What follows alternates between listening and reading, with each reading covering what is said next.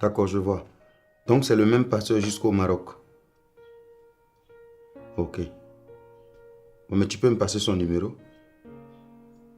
D'accord, une seconde. Attends. Oui, c'est bon. 377. Oui, 865. 65.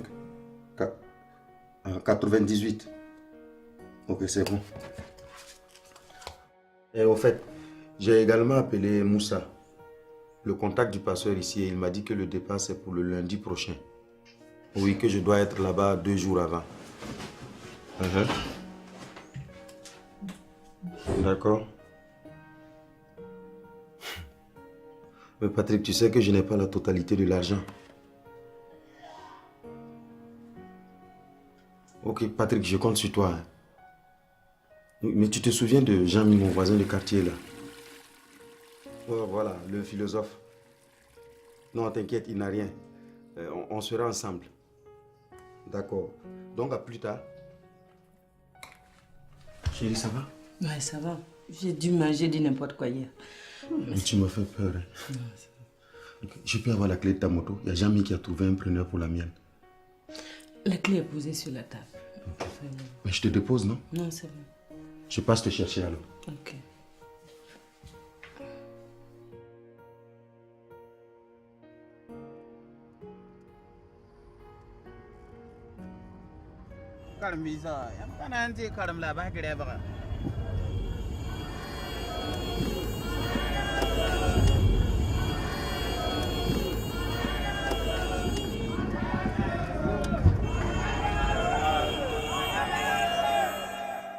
Moi, je vais réagir par rapport à ce qu'a dit un auditeur sur les soldats mutins.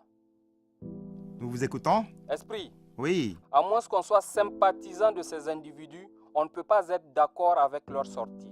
Ces gens ne méritent plus qu'on les appelle les forces de défense. Ce sont des forces de perturbation, ouais. Ils prennent les armes et foutent la merde dans le pays après tout ce qu'on a subi durant ces 15 dernières années. D'ailleurs, le problème c'est le président qui a peur et qui cède à leur chantage. On est dans quel monde ça? Un groupuscule de soldats sort et commence à tirer au hasard et traumatise de pauvres citoyens. Au lieu de les sanctionner, on prend l'argent du contribuable pour leur donner. Ce n'est pas normal. Pour moi, ces soldats doivent être déshabillés, traînés en justice et mis derrière les barreaux. Si vous laissez des dangers publics comme ça dans les rangs de l'armée, on n'aura jamais la paix. Parce qu'à chaque fois que quelque chose ne leur plaît pas, ils feront pareil. Mais, dites, vous avez entendu les circonstances et les raisons qu'ils ont évoquées? Selon eux, cette situation aurait pu se régler autrement si leur ministre de tutelle avait bien voulu les recevoir.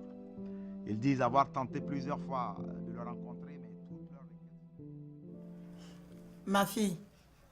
Ma fille, ça brûle. Marie, laisse, je m'en occupe.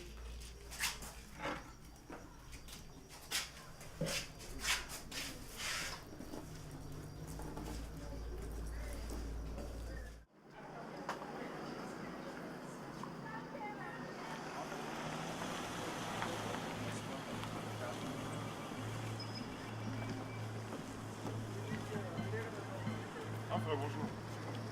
Excusez-moi. Ça va? Oui, ça va. J'ai besoin de l'heure, s'il vous plaît. Ah, ok. Merci. Mais arrêtez-moi ce poulet-là, s'il vous plaît. Excusez-moi. Arrêtez. Il vient de me voler tout à l'heure. Il vient de piquer mon portefeuille. Mais vous l'avez reconnu au moins. Non, c'est sûr. Ce pays il est pourri jusqu'à l'os. Rien que la fois dernière, j'ai voulu renouveler mon passeport parce que j'avais un travail à l'étranger. Ils m'ont fait paroter pendant 2 semaines. À chaque fois que je passe, le directeur n'est pas là, Et finalement, comme mon départ s'approchait, je suis parti voir un agent là-bas. Il m'a dit clairement qu'il faut que je donne de l'argent. Et dès que je lui ai remis l'argent, le même soir, on m'a sorti mon passeport.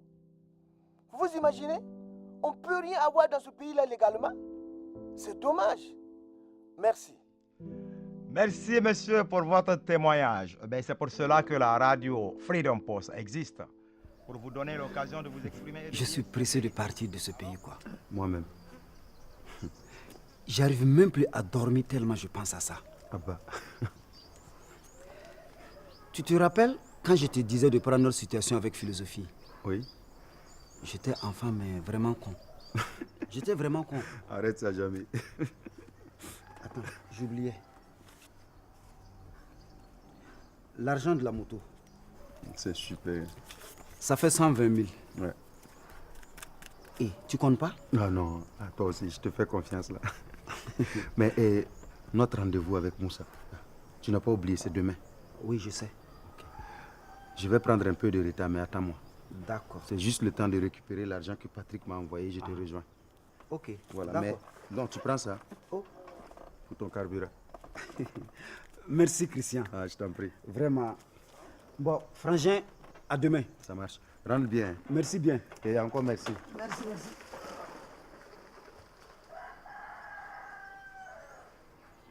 Moi qui vous parle, ça fait 4 ans que j'ai fini mes études en finance comptabilité.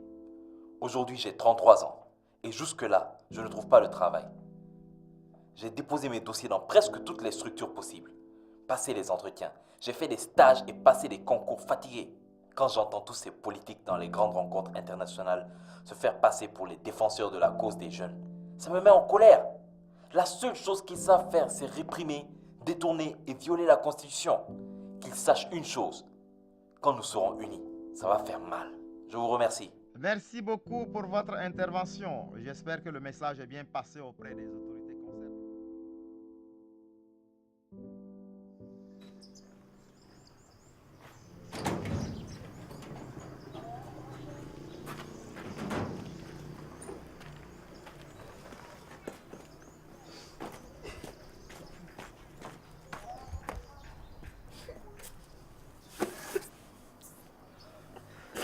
Ils m'ont tout pris.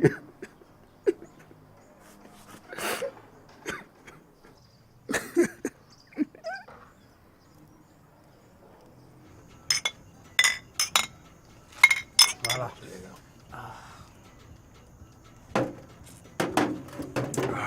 Je te disais, les prochains coups, il faut qu'on fasse. Ça, c'est clair. Pas trop tard. Il faut qu'on attaque la station. Ça, c'est clair. Qu'est-ce qui se passe? Qu'est-ce qui se passe?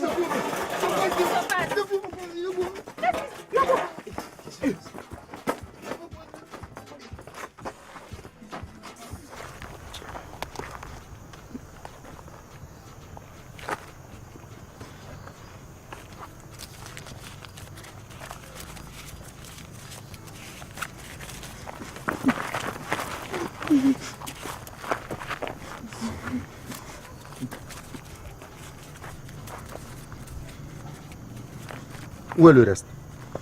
Salopard! Répondez! Ah, où est le reste là? Faut demander à ton mousseau. C'est elle qui nous a envoyé. Sinon, on te connaît où? Toi, amène-les.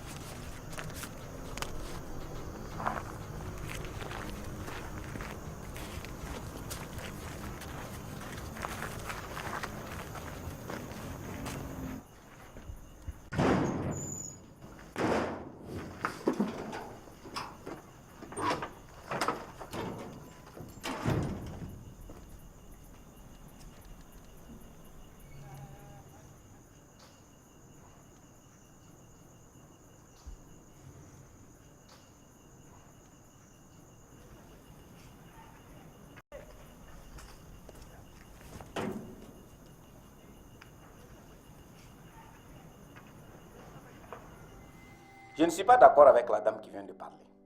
Le gouvernement a signé un protocole d'accord avec nous qu'il n'a pas respecté. Il a promis de donner les primes de crête depuis mars passé. Jusqu'à là où je vous parle, rien. Conclusion, nous payons tout ça de nos poches. Ensuite, elle a parlé du niveau des élèves.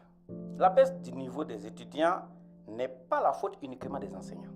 Vous entrez dans une classe qui est censée accueillir 60 élèves et vous vous retrouvez avec plus de 150 élèves assis à 4 sur un même banc. Quelle autorité vous pouvez avoir avec ces si grands nombres d'élèves? Hein? Quelle autorité? Et comme les élèves sont les uns sur les autres, tout le monde copie sur tout le monde. Vous comprenez?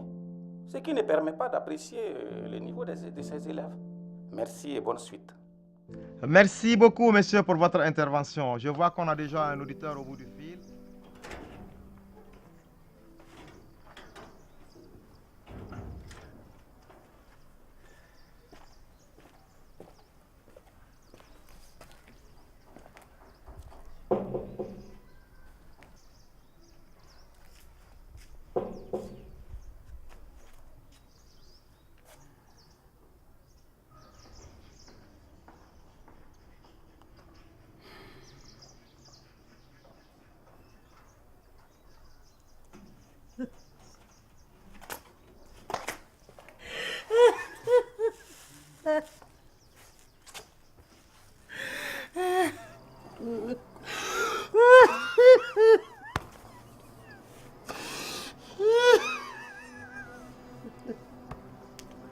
Ces 5 dernières années, à chaque fois que je regarde les informations, c'est toujours la même chose. Si ce n'est pas 200, c'est 400 morts. Hier seulement, plus de 500 morts ont été recensés au large des côtes italiennes. La plupart des migrants sont des jeunes de moins de 30 ans. Vous vous rendez compte qu'on laisse l'avenir de nos pays aller se tuer en mer. Et quand ils agissent, c'est pour hisser des murs, renforcer les surveillances côtières. Ils traitent toujours le problème, jamais les causes de ce problème. Les causes, je vais vous les dire. Le chômage, la pauvreté, Allume la lumière. l'injustice sociale et la grande précarité. Mais il est passé où? Les guerres ethniques. Cherche-le. Le manque de vision des présidents africains. Le soutien des dictateurs par certaines puissances occidentales. Ce qui empêche un environnement propice pour avoir une économie digne de ce nom. Tout ça pour vous dire, si nous ne réagissons pas, cela ira de mal en pire. Ils n'arrêteront jamais car leur soif de trouver le bonheur ne va que s'aiguiser. Ils peuvent construire autant de murs qu'ils voudront ou même déplacer ces pays sur la Lune, ça ne les arrêtera pas.